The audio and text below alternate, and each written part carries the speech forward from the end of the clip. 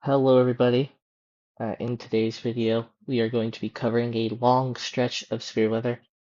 Severe weather occurred yesterday. I unfortunately did not upload a video yesterday because I was with family. Uh, family from New Jersey wanted to come over to Eastern Pennsylvania and spend time with us. So I definitely appreciated and commended all of that time that they were with me and my immediate family. Uh, However, today the family has dispersed, departed back to where they needed to go, and now I'm currently making uh, a severe weather video about this chain of potentially dangerous meteorological happenings. Um, right now, we currently have a slight risk of severe weather to level 2 out of 5 in Texas, central and southwest Texas, and we have a marginal risk stemming from uh, the border, the Mexico border, Corpus Christi, Brownsville, into like the Dallas-Fort Worth area, into Oklahoma City, into Norman, and then into places like Wichita, Kansas.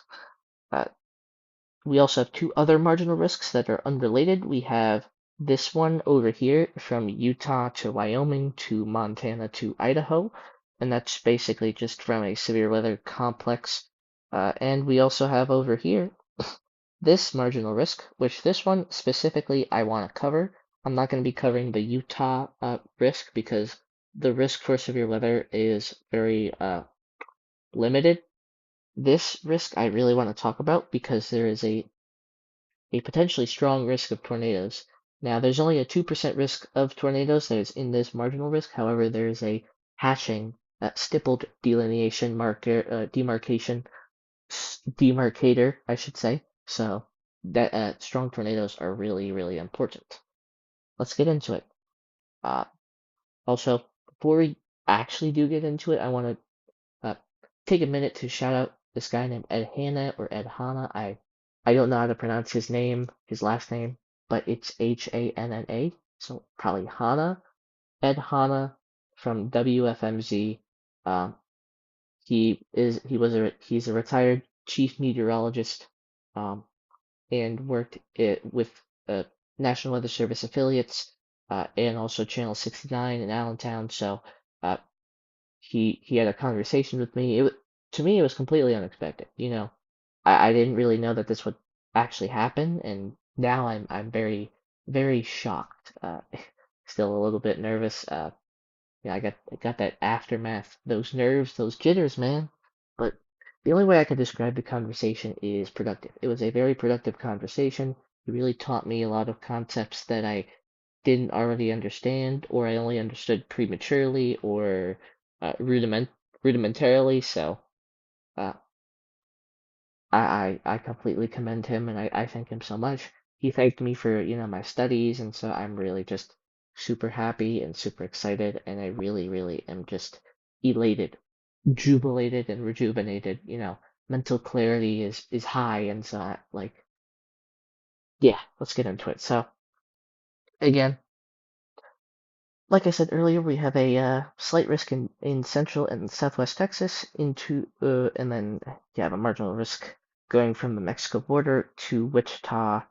And then you have two other marginal risks, one near the Rockies and then one in the northern United States near the Canadian-American border. So we have like I said, a 2% risk of tornadoes, but also that hatching, that stippled region, those lines, those black lines that are overlaid over the risk.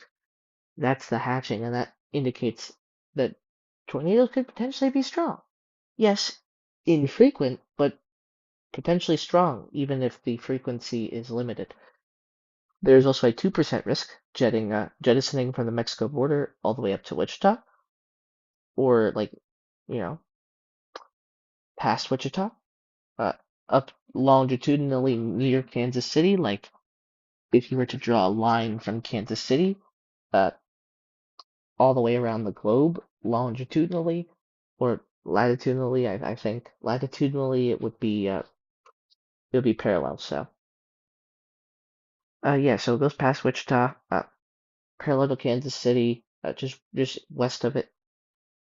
Uh, so that's the tornado risk. The wind risk is what I what definitely concerns me, but also the hail threat, the hail parameters also concern me a little bit more than the wind does. Nevertheless, they're all very concerning hazards that people definitely need to be thinking of and preparing for. Severe weather is already happening, already coalescing. So yes, there's a wind risk, 15% wind risk from Texas, central southwest Texas, and then the marginal risk extends from the Mexico border to Wichita to parallel to Kansas City, and then the wind risk also is in Utah, Wyoming, what do you call it, Montana and Idaho, and also in Minnesota, Wisconsin, and the extreme western upper peninsula of Michigan. Then the hail threat. The hail threat is more concerning than the wind threat because there's a severe parameter kind of thing, hatching. That's what I wanted to say. So again, it's from central to southwest Texas, but this time the area has kind of shrunk a little bit. So to compare the wind risk, here's the wind. The wind goes all the way out towards Lufkin, Texas. However, the hail threat, it's closer to Waco and Austin and San Antonio. It doesn't jet out so much towards East Texas. Uh, so the main hail threat is confined to just south central and southwest Texas, excluding Brownsville and Corpus Christi. However, Brownsville, Corpus Christi, Houston, Dallas, Wichita Falls, Abilene, Midland, Lubbock, Woodward, Oklahoma City, Tulsa, and Wichita are in the 5% hail risks, even if they aren't in the hatching region. However, what is also in the 5% hatched risk of hail, hatched, if I haven't told you already, but I have, hatching just means through weather is the severity of weather is increased, so there could be some dangers. Duluth, yeah, the Storm Prediction Center just automatically refreshes just to bring in the latest data. That it gets a little bit annoying, but once you get used to it, it's not that bad. Duluth is also in the 5% hatched risk of hail, so Duluth is in a hail threat, a tornado threat, and in a wind threat, albeit very marginal, so not going to produce the worst damage. However, I'm praying for those people in Texas. It shouldn't be too horrible. It shouldn't be that bad. In terms of tornado damage, hail damage maybe, and wind damage also maybe. You can only pray for the best. Expect the best, but also expect the worst. But you gotta expect for the best a little bit more than you expect for the worst. However, sometimes there just are those moments where you have to expect the worst. Prepare for the best, expect the worst. That's what Ryan Hall says. He is a great man. Anyway, I digress. Let's read the description. That is not what I meant to press. Let's read the description. So, we're gonna skip the 20Z update for now. We're just gonna go to. Oh Lord, that's a God, that's a lot of text I have to read, but I'm doing it for y'all. So the 20Z update is just this, the text that's on screen, and then the previous discussion is all of this. So boy, if my breath isn't taken away, I don't know what will be. Anyway, let's do this. Synopsis. Recent satellite imagery shows a pair of phased shortwave troughs over the plains, one moving through the Dakotas and another moving through Kansas and Oklahoma. Both of these waves are forecast to continue northeastward through the day, with the northern wave reaching northwestern Ontario and the southern wave reaching the Great Lakes region. This evolution will take these waves east-northeast of the higher low-level moisture, which will remain in a corridor from the southern plains northeastward into the upper Midwest. Showers and thunderstorms are anticipated throughout much of this corridor today, with highest thunderstorm chances across central and east Texas and from the upper Midwest into the Great Lakes. Farther west, an upper low is slowly drifting eastward across northern California. Guidance suggests this eastward drift will continue today, with several shortwave troughs rotating quickly through the base of this system and ejecting across the Great Basin and northern Rockies. Large-scale ascent and modest mid-level moisture associated with these waves will combine with cold temperatures aloft and associated buoyancy to support thunderstorms today, from northern California across the northern Great Basin and northern Rockies and into the northern plains. Southern and central plains.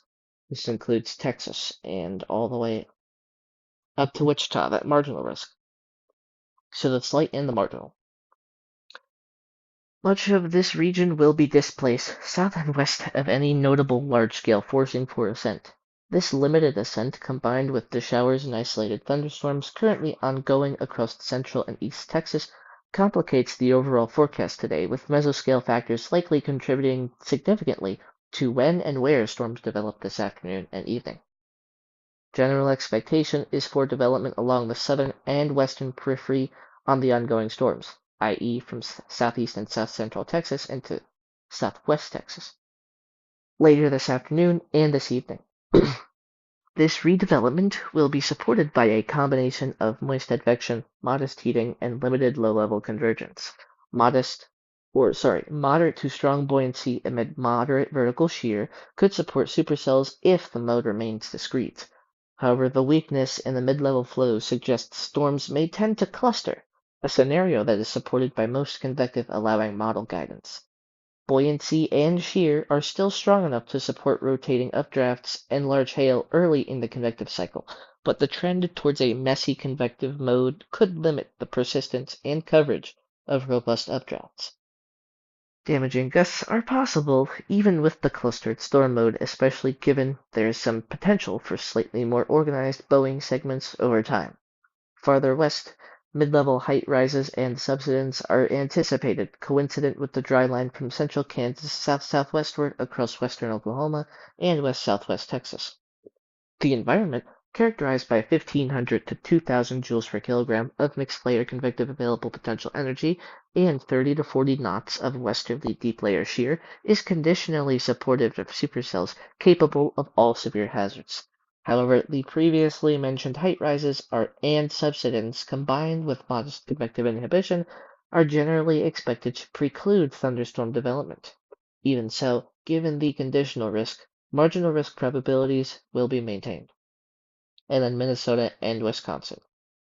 Recent surface analysis places a low just west of FAR, F-A-R, with a warm front extending, I believe that's Fargo, if I'm not mistaken, of FAR, with a warm front extending southwestward across central and southeast Minnesota and southern Wisconsin.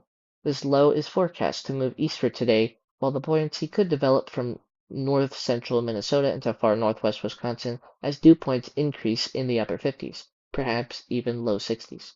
Thunderstorm initiation appears possible along the cold front within this corridor, although veered low-level flow and northward and westward displacement of the better forecasting or forcing casts doubt to whether updrafts will be maintained. I am all over the place today. Any thunderstorms that do mature within this warm sector should become supercells capable of all severe hazards, including large hail and tornadoes. However, low confidence in storm development and maturity preclude higher probabilities with this outlook. We're not really going to read about the Northern Rockies because it kind of really doesn't say much. Now, this is where the real threat comes in. The real threat. You guys haven't seen an enhanced risk yet, right? Or at least I don't think you have, especially after the Storm Prediction Center did the graphic update. Boom, here it is. Lord have mercy. So, there it is. The orange is the enhanced risk, the yellow is the slight risk, and the green is the marginal risk. Almost the entire state of Wisconsin is under either a slight risk or an enhanced risk. Basically, the whole state of Wisconsin has a very likely probability of getting severe weather, with the highest probabilities being in northern and central Wisconsin to central Minnesota. So remember, an enhanced is a level 3 out of 5. So we're taking the severe threat to the next level. It's not going to be good. It really isn't. So here, with the tornado outlook is definitely more concerning. We have a 5% hatched risk of severe weather up in Minnesota into Wisconsin, and a 2% extending into Lake Michigan, also into northern Iowa and extreme eastern parts of South Dakota. This is more concerning than the tornado risk that we saw uh, for today because uh, there's a 5%. The 5% essentially tells people that a higher probability of a general tornado spawning is likely. There's a higher likelihood of a tornado spawning, and the higher the likelihood, the higher the chance that also that tornado will be strong. So that's why it's more concerning. But that's not even the biggest picture of the story or the biggest thing occurring. There's also is a 2% risk of tornadoes extending from the Mexico border to the Kansas-Oklahoma border. So yeah, there's a marginal risk from Mexico to the Oklahoma-Kansas border. So cool. So there's the tornado outlook. The wind outlook is pretty much the same for the southern mode. The northern mode just shows an extensive threat of severe weather. Not necessarily a derecho. A derecho would definitely be way more powerful, and there would be a way more amplified signal. This isn't wind predominant, meaning that wind won't be the primary threat of what's going on. However, there will be a general wind threat, and that extends from, the Minneapolis-St. Paul region all the way down into northeast Iowa, into most of central and southern and western Wisconsin, and a very small sliver of northern Illinois, not including the Chicago metro. But then we have the hail risk. Now, the hail is concerning. With the southern mode, there is a hatching for like the whole region. So if any supercells can get updrafts going, they could either rotate or be strong enough to support some extensive hail. Up here, though, up in the northern mode, there's a 30% risk of hail with a hatching indicator. That doesn't That's not a great signal. That really isn't, because that means that hail can damage cars, can damage homes, can majorly hurt or kill somebody. And I'm not trying to sound stark, but it really is just very dangerous, this signal. Hail can be 2 to 3 inches, and that sucker can kill you if it lands in your head and it's falling from thousands of feet in the air. I'm not trying to be harsh. I'm just being realistic. What could happen? Now, is it gonna happen? No. I mean, I hopefully, people are smart enough, have the brains to know to get to shelter, to stay inside a building, to not go outside under any circumstances. Uh, So I really hope that people are intelligent enough for this, because some people still unfortunately die from severe weather. Again, it's wrong place, wrong time, but it's also perpetuated by your decisions that you make. If the decisions that you make are negative, it could have a negative outcome on your survival probabilities. It's kind of all I'm saying to you. After we're done with this, we're gonna just take a quick break to go back to the 20Z update because I just realized that I did forget to do that. I do apologize, so we're gonna go a little bit back and forth. I mean, I'm very much back and forth today because what happened with talking to Ed and everything. But it's not a negative thing. It's a great conversation that we had. Absolutely wonderful, amazing, definitely a very wonderful guy, and I commend him so much. But yeah, there's a 30% hatched risk of hail from northern and central Wisconsin into the St. Paul, Minneapolis area, into central and southern Minnesota. So yeah, let's read the description. Summary. Severe thunderstorms are likely across the upper Mississippi Valley and Great Lakes region with a potential for large to very large hail, damaging winds, and tornadoes. A more conditional and isolated risk for severe thunderstorms is possible across portions of the southern plains on Monday. Synopsis. A southwesterly flow regime will continue from the southern plains to the upper Midwest on Monday. Low-amplitude upper ridging will move across the upper Midwest during the day ahead of a shortwave trough moving across the northern plains. The shortwave will shift east across the Great Lakes overnight. Meanwhile, an upper trough from the northern Rockies to offshore the southern California coast will pivot eastward towards the Four Corners region. At the surface, low pressure near the South Dakota-Nebraska border will develop east along the Minnesota-Iowa border to central Wisconsin. Lee troughing will persist across the plains.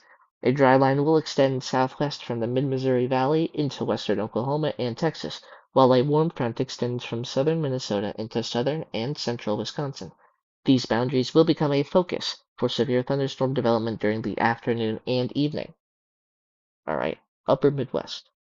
Along and south of the surface warm front across Minnesota into southern central Wisconsin, strong daytime heating will be occurring amid dew points in the low to mid-60s.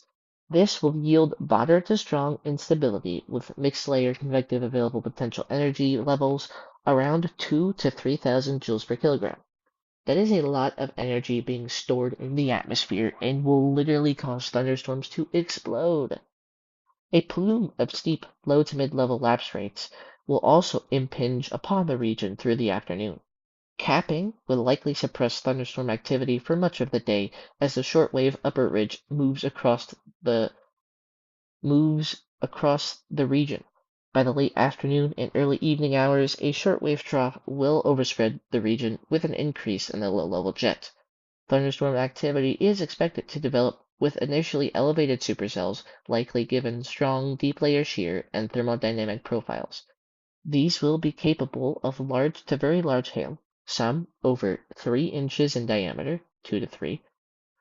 Should any supercells be able to anchor to the warm front and become surface-based, the threat for a tornado or two, possibly strong, will increase given large clockwise curved photographs indicative of favorable low-level shear. An enhanced risk was included with this outlook driven by the hail potential. Convection will spread eastward with time into Michigan, continuing to pose a risk for hail overnight. And then the southern and central plains, a conditional severe risk will extend further down the dry line into the central and southern plains for the afternoon and evening. Strong daytime heating will yield very warm temperatures ahead of the dry line, but most convective temperatures are near or exceeding 90 degrees Fahrenheit. Forecast soundings indicate strong capping in place across much of the region through the afternoon, with generally weak forcing for ascent outside of the dry line circulation, which will likely inhibit a more widespread severe risk. Nevertheless, moderate to strong instability will overlap, increasing deep layer shear as the low-level jet increases through the evening. An isolated supercell threat will be possible along the dry line with greater confidence along the Red River in northern Texas and southwestern Oklahoma and further south into Texas near the Rio Grande Valley. Should supercells develop, the main risk will be large to very large hail, some over 2 inches in diameter. We're going to go bounce back to the day 1 risk because the 20Z update came out and I totally just I totally glanced over it. 20Z update, Central Texas. Filtered diurnal heating in the wake of earlier showers and thunderstorms across much of central Texas was supporting moderate destabilization this afternoon. Remember, this is Sunday, April 12th that we're talking about on screen as of right now. While mid-level lapse rates are generally poor, sufficient destabilization should support a gradual uptick in convective coverage this afternoon and evening. With moderate deep layer shear in place, some organization could support a risk for damaging winds, hail, and a tornado or two. Minnesota and Wisconsin. The aforementioned warm front continues to surge north, but has slowed farther south than earlier guidance. Weak to moderate destabilization along and just south of the boundary will remain supportive of a conditional supercell risk this afternoon and evening.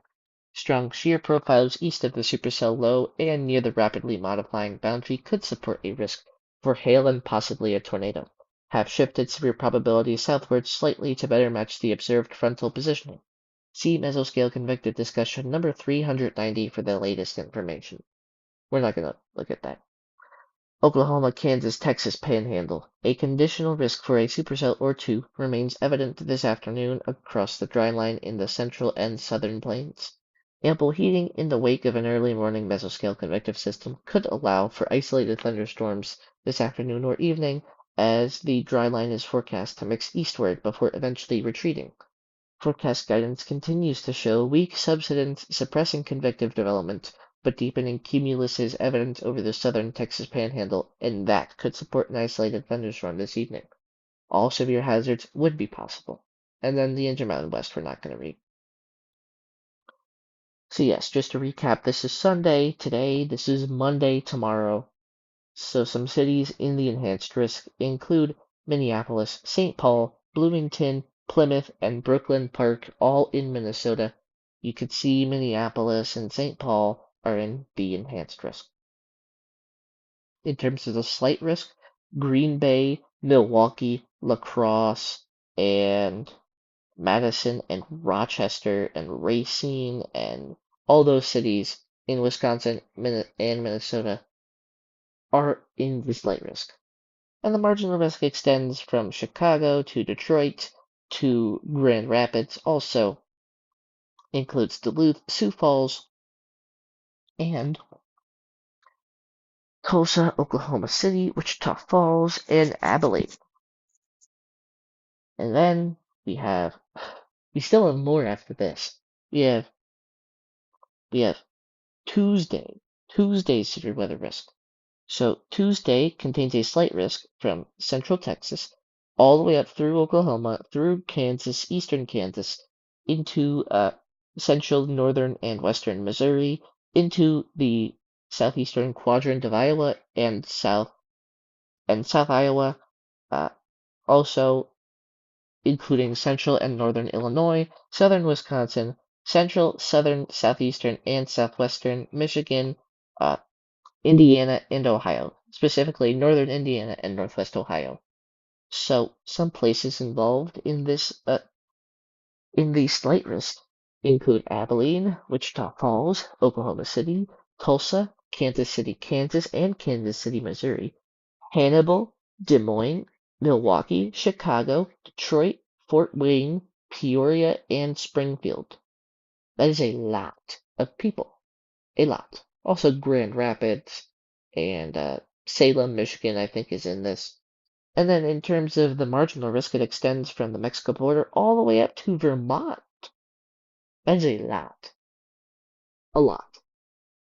Some places included in the marginal risk include Springfield, Illinois, Springfield, Missouri, Wichita, Kansas, Omaha, Nebraska, La Crosse, Wisconsin, Green Bay, Wisconsin, St. Louis, Missouri, Cleveland, Ohio, Buffalo, New York, Rochester, New York, Watertown, New York, Burlington, Vermont, Albany, New York, and Binghamton, New York. So Binghamton, Albany, Burlington, Buffalo, Cleveland, all those National Weather Service offices are included in the marginal risk. Almost all of upstate New York, well, I mean, you could say all of upstate New York is under a marginal risk of severe weather. Won't be that horrible. Obviously, there are refinements to come, so things will get updated. In terms of severe weather, wow, I actually didn't look at the probabilistic outlook.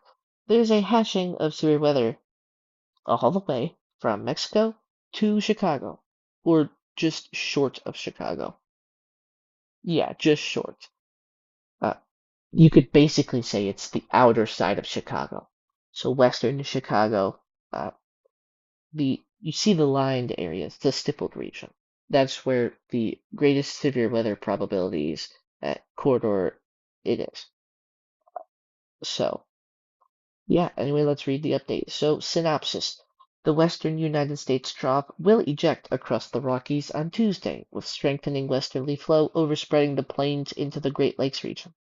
A surface low will deepen across western Kansas and Nebraska. God, my throat is like, ugh. with a warm front lifting across the lower Missouri Valley into the Great Lakes and sharpening dry line across the southern and central plains. A cold front will sag southward across the upper Midwest and Great Lakes vicinity. The surface trough and dry line and the boundary across the Great Lakes will become a focus for thunderstorm activity through the forecast period. The lower Missouri Valley, West and Great Lakes vicinity. The surface trough and dry line and the boundary across the Great Lakes will become a focus for thunderstorm activity through the forecast period. The lower Missouri Valley to the Great Lakes. Convective coverage will overlap the start of the period near 12Z on Tuesday across portions of the Midwest and Great Lakes region.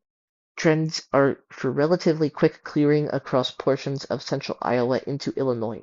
As the warm front lifts northward, strong daytime heating is expected amid dew points in the low to mid-60s. It is likely the air mass will recover, with potential for moderate to strong instability by the afternoon. Stronger height falls are not expected across the region, as the main upper trough will be focused well to the southwest. However, warm advection atop a southward sagging surface boundary should support isolated to scattered thunderstorm development by late afternoon and evening.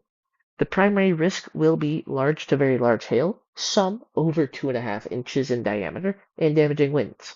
By the late afternoon and evening, 700 millibar flow will strengthen from 50 to 60 knots, with a plume of steep, low to mid-level lapse rate nosing into central Iowa, northern Illinois from the southwest. The 850 millibar low-level jet also increases, with large clockwise curved hodographs developing with the resulting increase in low-level shear.